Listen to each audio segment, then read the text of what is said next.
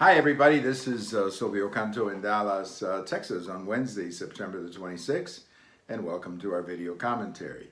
You know, we've been talking a great deal about Venezuela and what is happening down in Venezuela. A few weeks ago, there was a story that the Trump administration was encouraging officers in the Venezuelan military to overthrow Maduro. Then not much after that, or before that, around the same time perhaps, there was a story that a person from the OAS had even suggested the idea of an overthrow of Maduro.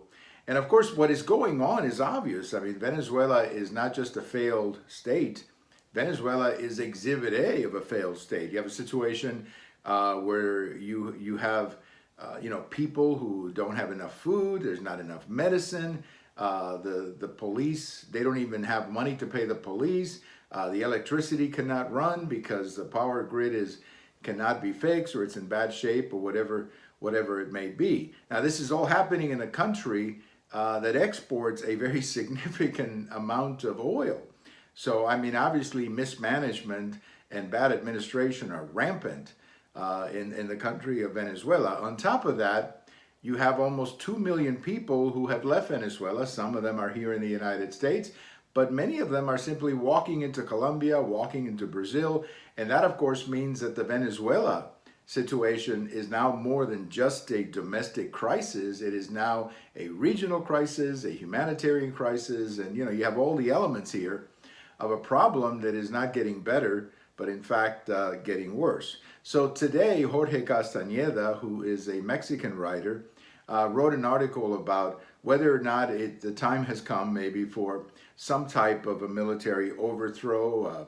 He suggested a couple of different ideas. He didn't necessarily support an overthrow, but he understood why the situation of the country was getting as dire as it is. I happen to believe that it would be a mistake for the United States to go in the country by itself and overthrow Maduro.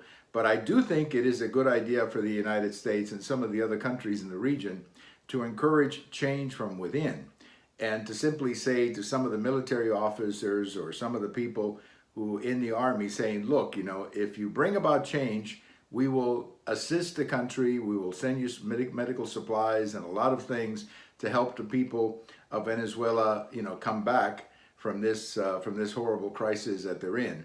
But the bottom line is that change has to come to Venezuela. There's simply no way that the country can continue in this fashion.